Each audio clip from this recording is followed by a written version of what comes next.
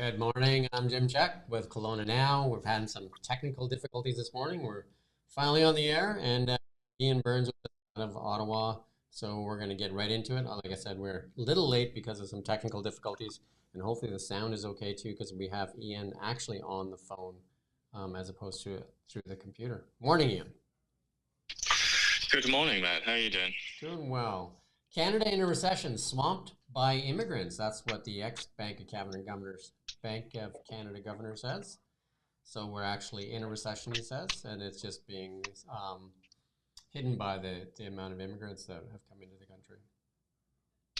Yeah, and that's if you recall when you interviewed David Eby and you asked him about immigration, and obviously he was not very happy about the idea that lots of people were going to come into BC that he didn't have control over.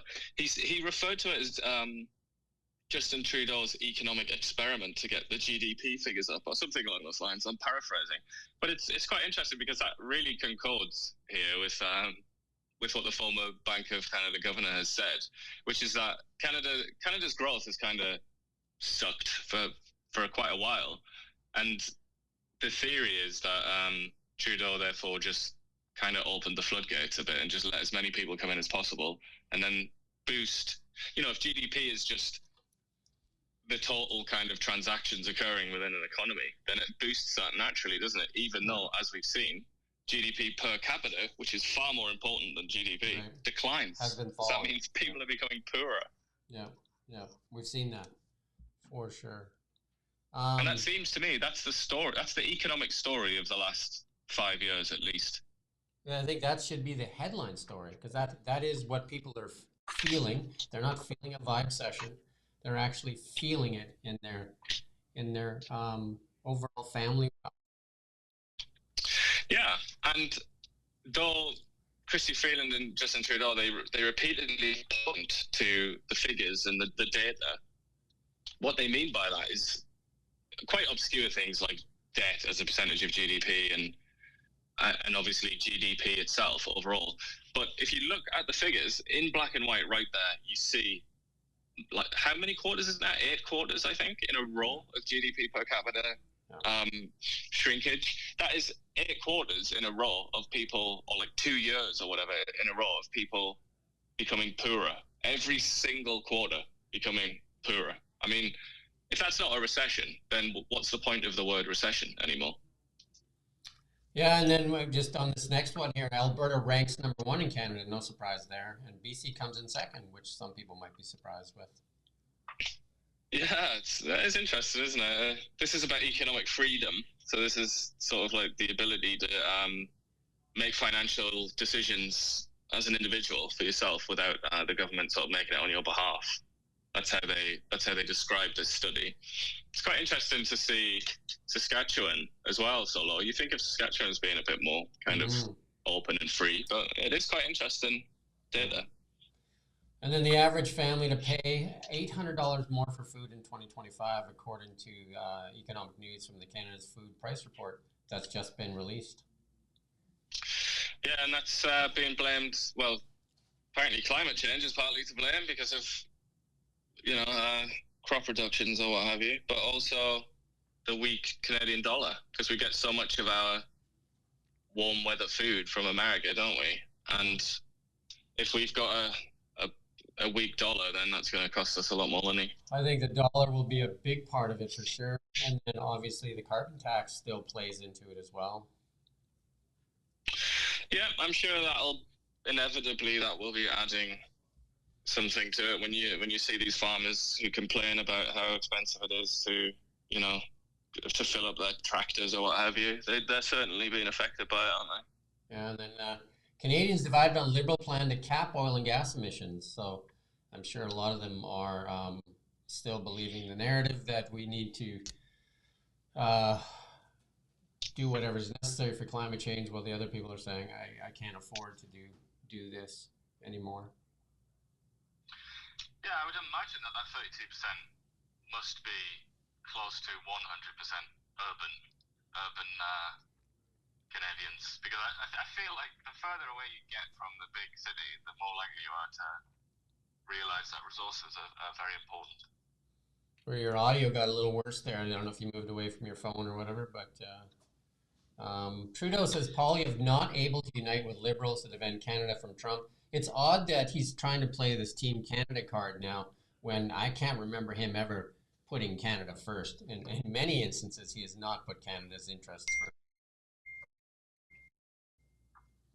Well, you can certainly say there have been a number of scandals involving foreign countries. I'm thinking of like India, China, pretty huge countries, like very important countries, and the US, obviously, where he fell out with Trump.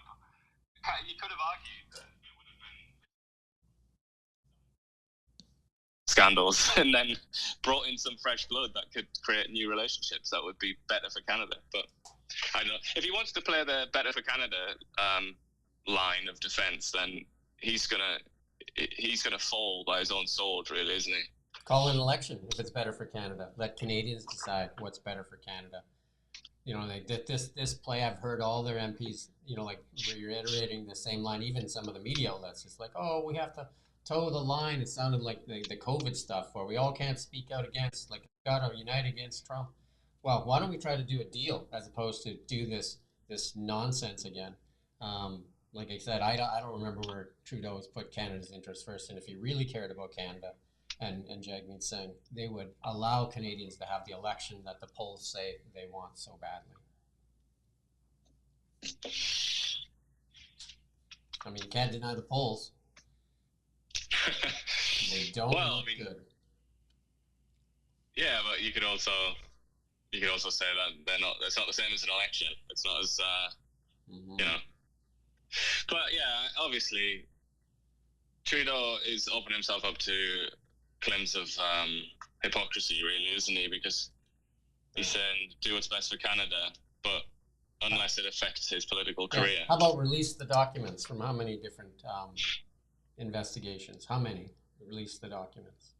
Do what's right for Canada.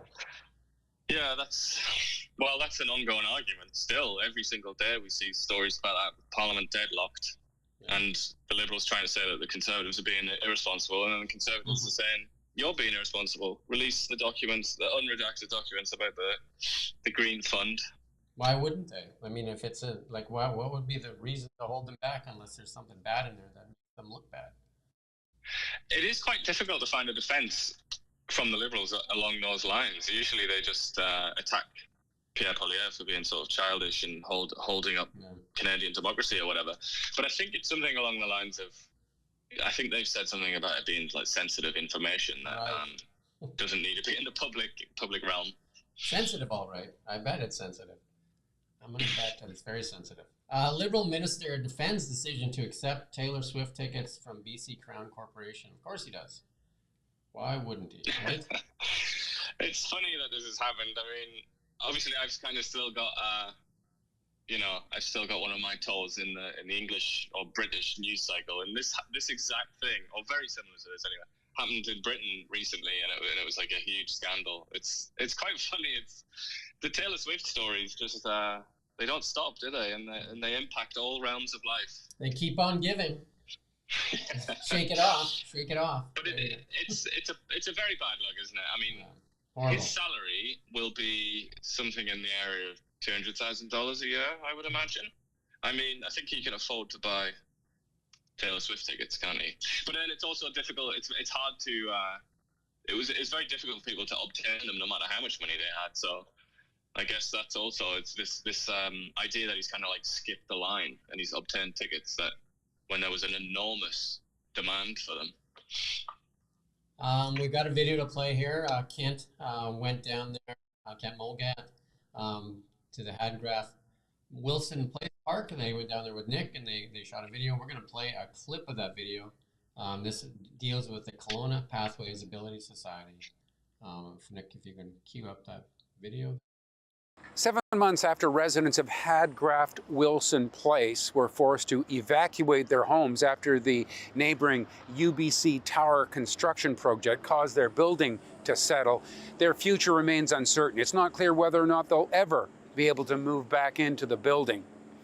But the Pathway Society that operates the building does point out that they have good lines of communication despite a looming lawsuit with both UBCO and the City of Kelowna.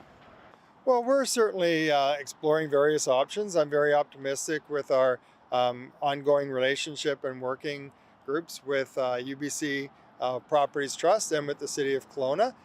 So we're sort of working hard at exploring various options. We're committed to a path forward. What it looks like at this point, it's too early to tell. But we're certainly engaged with one another in terms of what those options are that we're exploring. Right. So some of those individuals affected have found other places to live, and others are still going to want back in. I would, yeah, I mean, to your point in terms of what those options are, people have, after they were evacuated, obviously there was a lot of relocating of those individuals. What it looks like in terms of a move back in, those are all explorations right now in terms of what those options are going to be. Sure, I can appreciate the fact that they're going to be those individuals that really enjoyed that property and wanted to remain there. But at this stage, we're exploring a whole lot of options right now. There you go. You can go watch that full video on KelownaNow.com, that full interview. ER closures, you did the story, Ian. ER closures in BC Interior on track to double this year compared with 2023. And the health minister, Josie Osborne, got back to you after a while. Maybe you did this story. Maybe you can kind of bring us up to speed on this. Yeah, this is, you know, they've calmed down a bit, actually, in recent weeks, haven't they? But, like, during the summer, at least, it was like every other day there was a hospital was closing down its emergency department in the interior. Usually, Oliver, Williams Lake was another one, and Merritt. Usually fairly small communities. Yeah, the rural communities, and Oliver led the way, right, with 37 plus, right?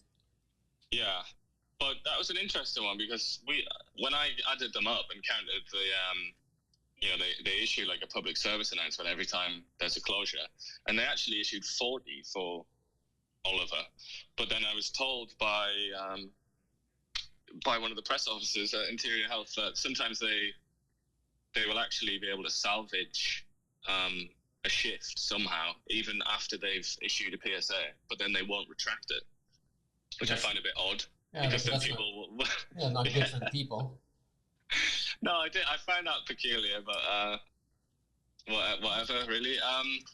And then, yeah, I asked for an interview with someone from Interior Health.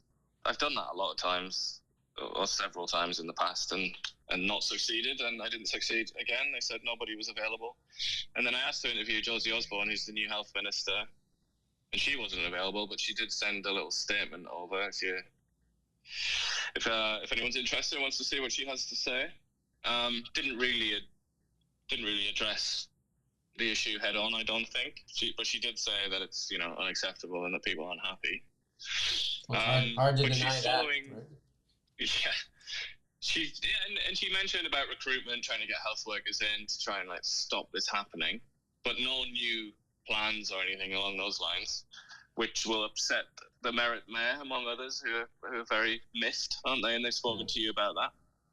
But she's following in the well-worn path of her predecessor, Agent Dix, in not wanting to speak to us about this, or anyone really. So let's see. I mean, she's just got into the job, so maybe she's a lot more talkative than Mr. Dix was, but remains to be seen. Let's hope so. Faced with bracelet news at the Vancouver show, Taylor Swift fans get creative. Like, this bracelet thing is another crazy phenomenon, right?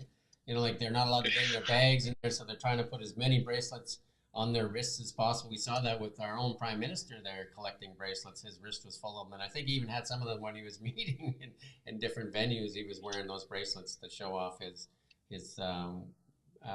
bounty. It's quite an interesting line there in that story, which is a girl saying that she can put 40 on each arm, and then she says, I've done the test run with it, and we can do 40 without circulatory issues. She'd made more than 200 bracelets for the show. Whoever sells these beads must be just like, that must be the biggest bead thing going on, right? the bead craze. Taylor should patent them if she hasn't already. Maybe that's playing off the Beatles. The Beatles. Beatles. Air Canada, start charging for carry-ons on the cheapest tickets. Why not, right? That's wretched behavior, isn't it? I mean, well, you knew it was coming. Appalling. It's kind of like, it's similar to the airline in Europe, though, Ryanair, where you can fly really cheap, but if you want to, take a bag, or if you want to use the bathroom, you probably have to pay more. Yeah, right. And Ryanair kind of have a very interesting marketing strategy on Twitter. If anybody's interested in marketing strategies, have a look at what they do on Twitter.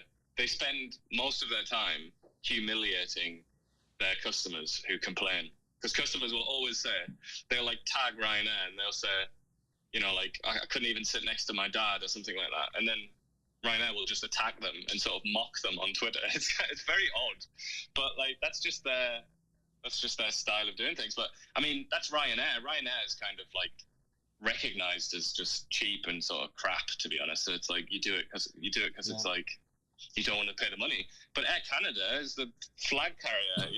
It's like it's a big deal. Air Canada. It's supposed to be a more dignified airline. So I'm not sure it's really a good look for them. There was a time when you could get fairly cheap flights, Calgary to Kelowna. And I looked the other day, and it's definitely not cheap, $450 and stuff like that. So ever since WestJet was taken over by a hedge fund and stuff like that, I think it's not a discount airline anymore. So it's, it's the flares and there was Lynx. I don't know if Lynx is still running, but and those aren't running regular flights. So it's Canada has suffered right now from not having really competitive airlines, like and then they get these airlines that are taking away services, but the fees don't seem to be coming down. No, it's only really goes in one direction, doesn't it? But I don't know. I mean, have you ever gotten a flight and not taken a bag? I mean, it's kind of obligatory, isn't it? Everybody takes a bag on a flight. I mean, I if I go to Calgary, I have a place there, and then I have stuff there, so I don't typically take anything other than maybe like a computer bag or something. But I don't have a carry-on or anything. But I mean, that's because I have something there, right? Lots of people need that one carry-on for a couple of changes of clothes and stuff like that. But some people have taken advantage of that carry-on. I've seen some people come through there, they've got their 2 carry-ons, got a backpack, and they, you know what I mean? And they can barely get down the aisle because they don't want to check one bag, right? Yeah, because that'll probably cost as much as that ticket. Or some people are wearing like 15 changes of clothes, and it's just, just like, okay. Yeah, but it's all about weight, isn't it? Yeah. But I mean, I don't know. There are arguments. I mean, what are we going to do? You're going to wear people's shoes and things. It's like it's getting to a ridiculous. Maybe they just charge you by the pound to fly, because it is about weight. The fuel costs money, right? So it's all about the weight of the aircraft.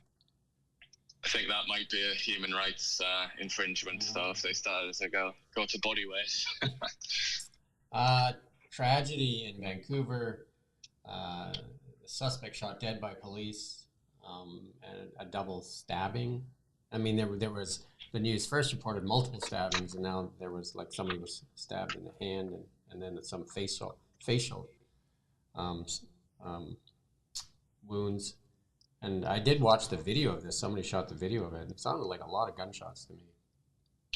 Yeah, they really opened up, didn't they, the cops? But I'm sure, they're gonna immediately. They've opened up a police watchdog Did you watch that as well? I investigation. mean, I counted, like multiple gunshots, right? Yeah, but I feel like one of them had a stun gun as well, didn't he? Like a taser or something. I guess that, according to the article, the stun gun didn't work, because this was a Canadian Press article that's on Kelowna Now. You can go on KelownaNow.com to read it. But there is a video on X that shows from outside where you can see the police in there, but you can also hear everything that's going on. Yeah, very sad. And John Rustad of the BC Conservatives has immediately come out and said that people aren't safe in Vancouver, and blamed this incident and incidents like it on David Eby. So it's already become a political issue. Yeah. Dan Elbis, Tories support permanent tax cut, not this 60-day GST holiday on junk food. And he said not debt-funded GST Christmas holidays. So you can go on KelownaNow.com and read his regular opinion column on Kelowna Now. You put this one here. Trump tariffs would plunge Canada into recession. Is that threat enough to force provinces' territory to remove internal trade barriers? That would make sense. Why do we still have internal trade barriers? That just makes no sense at all. Totally, and that's kind of why I put this in here to highlight. Just sometimes, as somewhat of an outsider who came to Canada, later in life, let's say, there are certain things that really stand out. It's just kind of like, I just cannot believe that it's true. Yeah. And this is one of them. Like, it defies belief. Why are there obstacles to trade within the same country? It doesn't make any sense. So there you go, Justin Trudeau. Put your Team Canada jersey on and remove all these internal trade barriers that could boost the economy by as much as $200 billion per year or $5,100 per person. Like, why are they still there? It's kind of bonkers. I mean, one of the examples that they give is apparently one of the most popular beers in Canada, like one of the most highly acclaimed beers, which is produced in Calgary, can't be sold in Toronto, the biggest city in Canada, because of the liquor board there just won't take it on. They won't take the beer in, and they have a near monopoly on alcohol sales. Things like that. It's kind of like, that is so easy to fix, you would think, just one piece of legislation should theoretically be able to fix that. But it's a bit tragic, actually. So self-harm, economic self-harm. Yeah. So Holly Down from Blacklocks, they put out an article, and here's her tweet. Finance Minister last night said it's really hard to decide what to tax and what not to tax under this GST holiday bill, because senators are questioning the logic of taxing children's ice skates and musical instruments, but making video games and Pepsi tax-free. Who doesn't love a good Pepsi?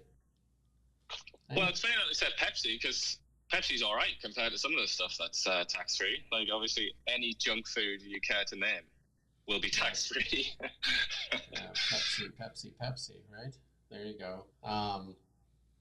But it also shows the logic of what's going on in that finance department. Like, who's sitting around the table making decisions on what's tax-free and what's not tax-free? It surely doesn't sound like there's a lot of people there with accounting backgrounds or anything, or even looking at the ramifications of doing this, because it just make it complicated for stores to do it, because now they have to go through all this they take it off this, don't take it on this, and it's only for 2 months, and it just doesn't make sense. When if they wanted to really do something like effective and worthwhile, why not take the GST permanently off anything that you consume, like you eat, everything and anything? Yeah, though I'm sure then they would probably be attacked, wouldn't they, for like giving a tax break to Coca-Cola company, etc. It seems odd that you leave it on kids' ice skates and musical instruments, but you take it off of video games and Pepsi. Like, what? Yeah, doesn't make it's any quite. sense, It doesn't seem to me like they've spent an awful lot of time on this. It doesn't look like they've been meticulous. No. And then in France, breaking this morning, government collapses after no confidence vote in parliament. But it's not like you can explain this better than me. You understand the French government better. Macron's not losing his job, but no, there is pressure on him to resign, but it would have to be voluntary on his part, because the French president it's almost like an elected monarch, really. They're very powerful, and that's separate from the prime minister, who kind of implements policy and does all kinds of things, and sort of leads the legislative program. But the president appoints the prime minister, and the prime minister needs to have the confidence of like the French parliament, basically, which is called the National Assembly. And he was only appointed 3 months ago, and he's lost that confidence. So now he's done. And they're in a bit of a pickle because they can't have an election again until next summer. So they're kind of stuck, really. It's like a very lame duck government that they're in now. And obviously all the blame goes to Macron, because he's like the overseer. He's the boss of everything. And this is seen as a failure of his in, he called the election to start with. that gave France this unpopular prime minister. And then he supported him, and he supported a budget that he tried to put through. And the budget was about trying to lower debt. And that means sort of fewer privileges and perks and benefits. And if you know anything about French politics, they don't like that kind of thing. They don't like the idea of their retirement being impacted or anything like that. So that's why it fell. You put the meme of the day in there. It's an interesting one. I'll let you talk us through it. Well, this is the context. So the only context you really need to know is that that's a South Korean alcoholic drink. Yeah. And I don't know if you're not a drinker at all, are you? So no. Maybe you don't really know. But I've definitely found this with like a lot of East Asian drinks. Like sake is another one where it's like you don't really.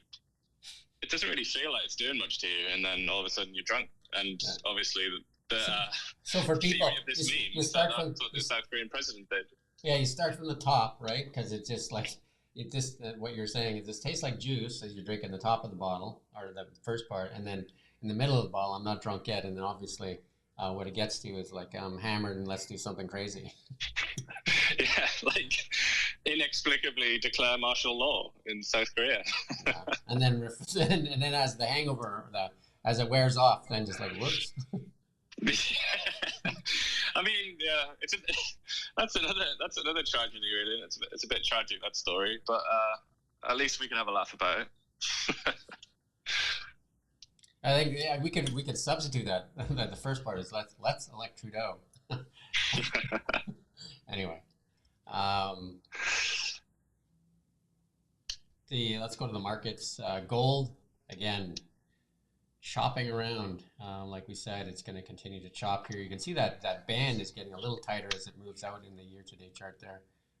It's chopping, and it could spring forward when it finds a catalyst. But as we've talked over and over and over again on Bitcoin, we said would break over 100,000 before the end of the year, and there we go. 101. It was, I think, 103 at some point this morning. I think it's hovering around the let's take a look in here, see where it is at exactly right now. But Bitcoin breaking that psychological barrier of $100,000, so it is at 101.16 right now. But the SEC that they appointed down, or that Trump has nominated, Bitcoin friendly. So the United States looks like it's going to be Bitcoin friendly, and Bitcoin is off to the races. It looks like it wants to break out. That $100,000 mark will be a tough one to kind of hang on to. It'll maybe spike above it and then it'll kind of come back down. So definitely a new territory. Some gaps to fill there too. If you're a technical analyst, you can look at that from the November election. You can see that big spike there. Will it come down and backfill that, come back into that area to backfill that gap, or will it just kind of move from there? Interesting times though, but like it looked pretty obvious that that's what it was going to do. Yeah, it's interesting to remember that just a couple of years ago it was on like 22 or something, wasn't it? 22,000. So yeah. If anyone went in then when it was at that low, they've made a hell of a profit. Yeah, and I mean, you see some of the pundits out there, like Michael Saylor, and that who's done really well for his company, MicroStrategy, I think it is. Could be wrong on that. But Michael Saylor has bet his whole company on Bitcoin, and he has a large holding. Even Tesla has a large holding of Bitcoin. When they were accepting Bitcoin at one point to buy Teslas, you could buy a Tesla. I think their holdings of Bitcoin now are over $1 billion. Wow. Slightly dangerous, I would imagine, because it does fluctuate quite a bit in price, doesn't it? It's not like a run-of-the-mill currency. Definitely has been very, very good for quite a few people that are believers, but you have to sell it to make money, right? No matter what, anything, like anything, you don't make any money until you sell it, right? Other than that, and a lot of these people are very faithful and will never sell it. So there you go. We talked about it yesterday. France now trying to go after unrealized capital gains on Bitcoin and all that kind of stuff. So there is probably a tax cash cow sitting there that they can figure out how to figure out who owns what. Yeah. And we've talked about this. The Canadian dollar again continues to chop in that area to, in that 71 cents range. And it looks like it wants to go lower. So it all depends on what the economic policies of Canada will do. And I don't see any signs of them doing anything other than job owning, like this Play Team Canada and stuff. Like there's no financial plan. Like they won't even release the financial results. There's no financial plan from Freeland and Trudeau. There's just a bunch of nonsensical populist stuff and an attack of Polyev on and on and on. That's all it is. And it seems like they should call an election and let somebody put a real plan in for the economy of Canada. Yeah, well, they say the reverse is true of Polyev, don't they? That he's nothing but a tax. Again, watch the actions and watch what's really happening. I mean, I don't know anybody that could say that the Trudeau government has an economic plan. He said it himself. He doesn't worry about the economy. And it's evident to see that he doesn't. Those were his own words. I don't worry about the economy. Well, it's another one, isn't it? The budget will balance itself. That was a good one. Yeah.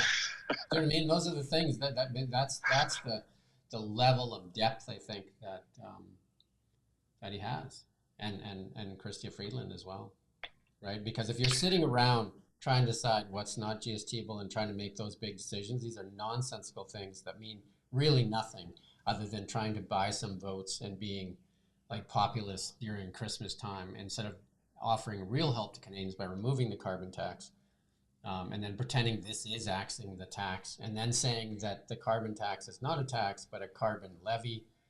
I mean, those are all their actions.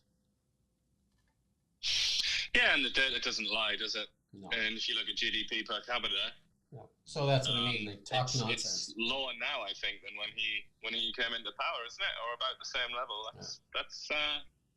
That's a huge indictment of that economic policy. I think it has to be looked at that, even though the world has undoubtedly had a lot of hiccups during his tenure.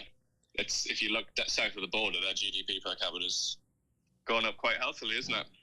And the markets are doing really well in the United States, which brings us to Tesla. Big day at Tesla already this morning. Tesla moving higher. Tesla being recognized by many analysts now as more than a car company. I mean, a lot of people recognized that a long time ago, but with,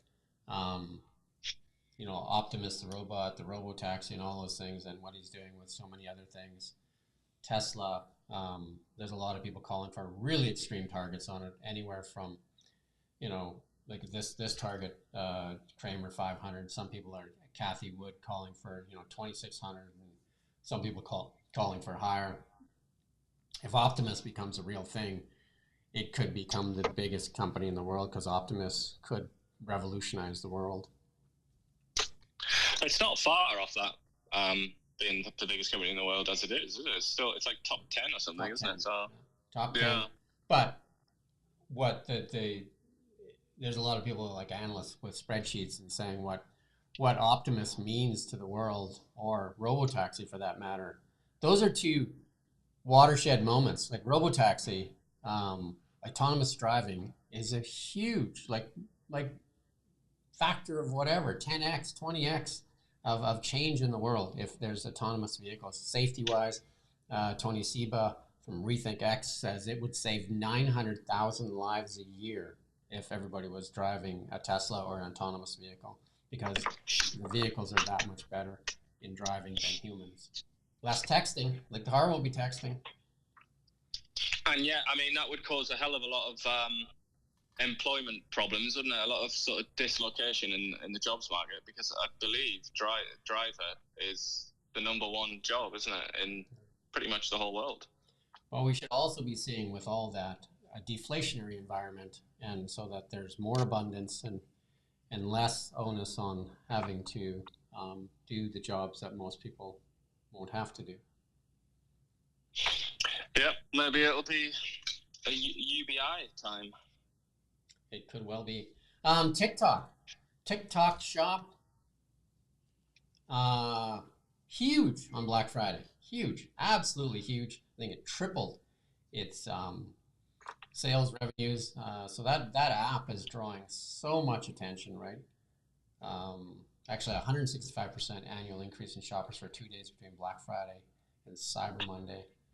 Over 7 billion views of posts that included hashtags TikTok Shop Black Friday, TikTok Shop Cyber Monday. So yeah, $100 million in sales. Oh yeah, TikTok Shop triples Black Friday sales, topping $100 million. Wow. Yeah, I wonder if TikTok's going to survive as a Chinese-owned company during the Trump tenure. Banning it here in Canada and in the United States. And the CEO has reached out to Elon Musk and said, hey, can we have a chat with Donald and see if we can make TikTok stay here? And I think the only way that they're going to negotiate with that is if the management of TikTok happens in the United States. So. Well, there was talk not so long ago of Bill Gates acquiring it. Wasn't there? Microsoft was going to acquire TikTok. I don't know if that's still a hope from him. Yeah, I won't go there with Bill Gates, but sure. In AI news, Grok goes solo. It's ready to mingle. So Elon Musk with XAI is going to give Grok its own app, kind of like ChatGPT, letting the AI chatbot step out of X and into the spotlight. So he's got the biggest computer in the world now called Colossus, and it is the most powerful thing. Him and Jensen from NVIDIA made some dinner deals, and that, so he's getting access to more chips than anybody, I think. More chips, right? I don't know if they're barbecue or Ripple, but he's getting access to a lot of chips, and his... No GST on those chips. And I think he built that I've talked to Bill Ackman that have said that he built that computer center in days when most people would take years to build it. And he said that's how fast Tesla and them react, and Elon Musk's company. Like, they built a battery factory in Shanghai in record time, and his gigafactories are some of the Texas gigafactory is the largest factory in the world. They do everything at scale, and he knows how to get things done. And that's what I think scares a lot of people in the bureaucracy in the United States. He knows how to get things done. Well, he knows AI as well, doesn't he? It's something that he's been interested in for many years. Yeah. So that big battery plant that the government announced here that was going to happen in BC, the $1 billion battery plant that had federal support, and I remember EB they're talking about it too. Well, that's on pause. Yeah, it's very sad news, that.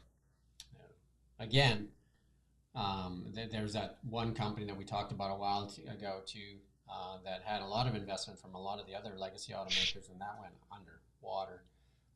Again, the people that make really good batteries, Tesla and CATL out of China, right? So why not look at them as opposed to trying to, say a startup or something is going to do a better job with this, right?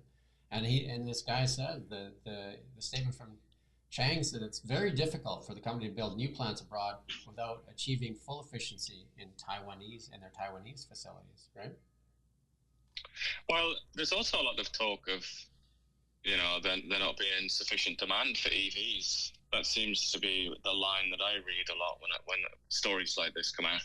Yeah. Leading the charge, we've got a new fast charging hub in Lake Country put out by BC Hydro. It's ready to charge 22 EVs at once. The headline's a little bit odd because they do have one big charger there. They have one 350 kilowatt charger, the first of its kind for BC Hydro. But then the rest of the chargers are, lesser. There's 880 kilowatt chargers, dual port chargers, and 4 level 2 chargers. A level 2 chargers is something you could have at home, right? So again, using that big number there. So according to BC Hydro, now more than 170,000 EVs on the road in BC, and it's predicted that there'll be between 700 and 900,000 in the next decade in BC alone. So BC is one of the leading adopters of EVs in Canada, but I think Quebec is next in that lineup. So Quebec has really good incentives, though. Quebec has amazing incentives, right? And you live right there on the provincial border there with Quebec, and if you were to go buy a Tesla, like we're looking at a Tesla here next in the thing, Tesla at the end of the year lineup here, they're on their Model Y. There's a, well, actually on any Tesla, I could send you a code. You get $2,600 off of whatever's listed. Plus, there's another $5,000 from the feds, and then if you're in Quebec, you get another. I think it's $7,500. I'm not. You have to check that number. Plus the 0% financing if you buy FSD. Quebec's the place to be, then, isn't it? Really? If you want to buy a Tesla, it sure is, or an EV. Yeah, you want loads of other free stuff. But there's a lot of off. To Quebec. Just even for you in Ontario, there's $2,600 off the price of the Model Y for you, and if you buy FSD with it, 0% financing. So lots of incentives. Yeah, they're really trying to shift the Y, aren't they? It's theorized that that's because they're going to do a new version or something, aren't they? And they want to get rid of the old stock. Yeah. So that is a new refresh, but there's not a lot of difference from the Model 3 refresh to the older Model 3s.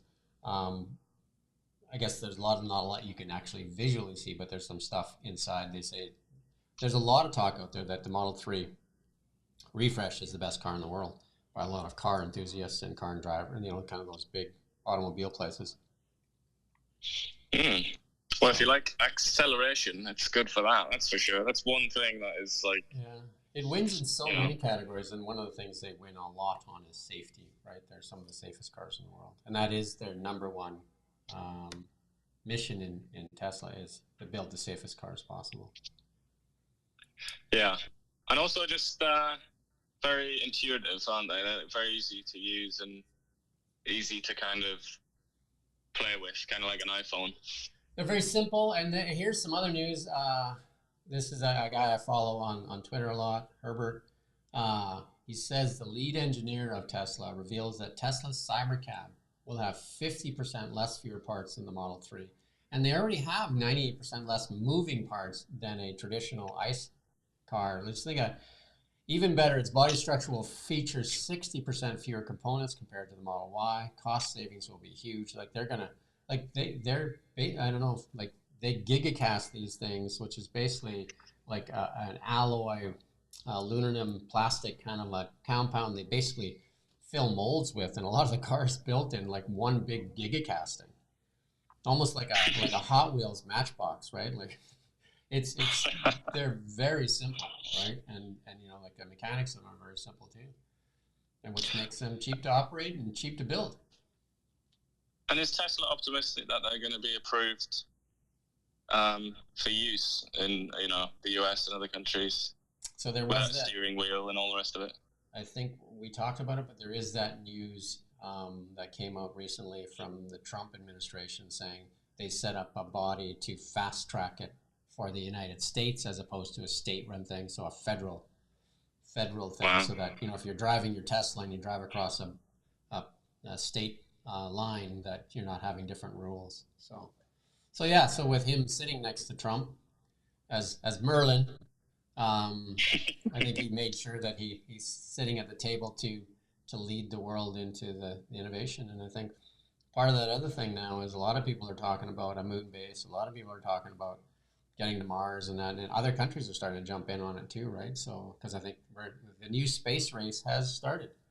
And I think we'd rather be talking about space race as opposed to lobbing missiles at each other and also hateful, divisive topics, right? That would be nice. Definitely. Be good to live in a sci-fi movie, wouldn't it?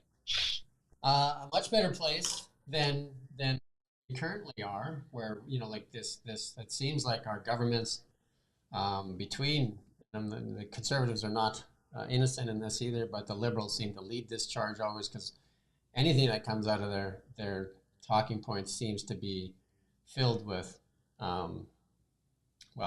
deception is one thing, but the other thing is just like trying to pin a lot of blame on Pierre Poilievre. One thing I have noticed, though, that they don't seem to be using the Trump slur as much, right? So that's a tough one to use right now. Oh, Trump's a good friend now, isn't he? Do you know what I mean? Like where they were. Top chap. When if we look back at like the Liberal MPs and Trudeau's comments, a year ago, it's going to have a ton of Trump slurs in there, right, against Pierre Poilievre. Haven't seen a lot of those recently. Yeah, I wonder if they're going to be deleted from social media.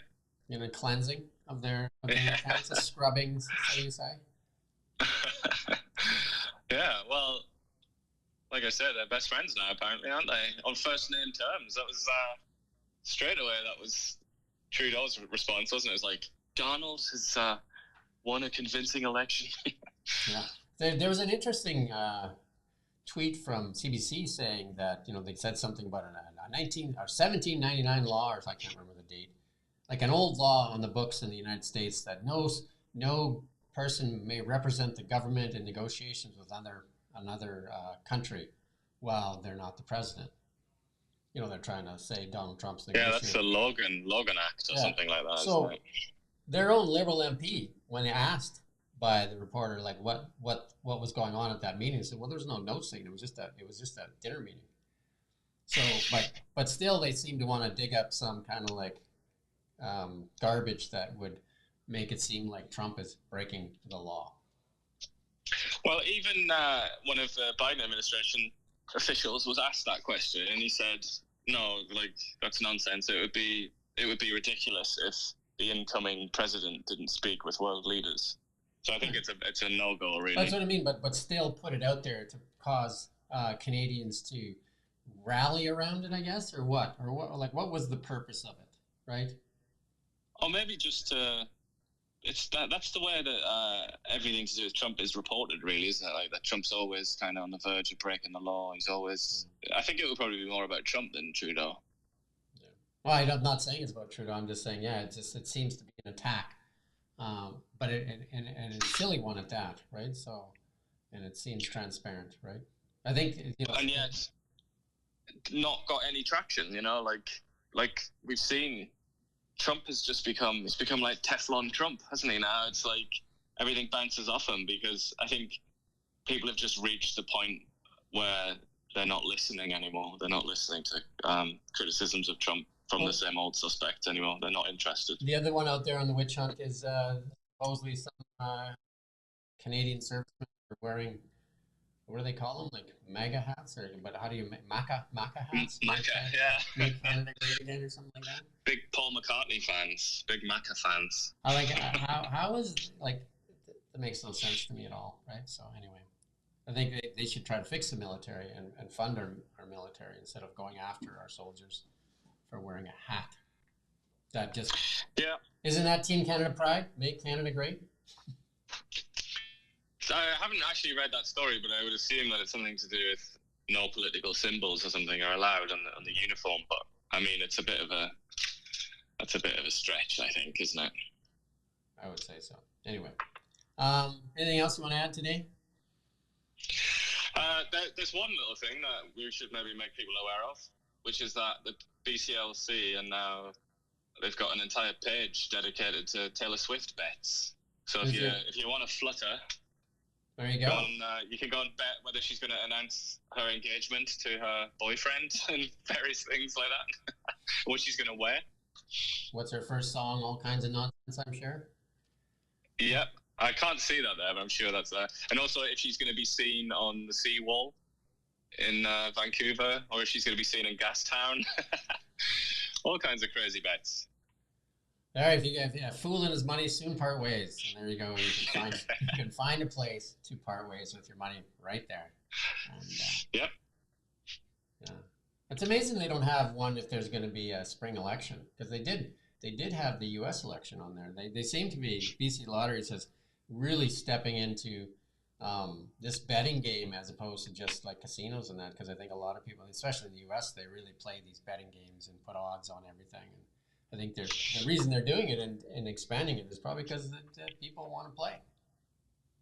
Yeah, and I think those gimmicky bets, if I can call them that, I think they're often more popular, aren't they? Yeah. Like, rather than just good old-fashioned sports bets or whatever. I think a gimmicky bet can really get people interested because usually it goes into things like pop culture and politics, and a lot of people have an opinion, don't they? Like definitely the Trump Kamala election, that was like everyone had an opinion on that, didn't they? So that really made sense to offer people the chance to lose money on it.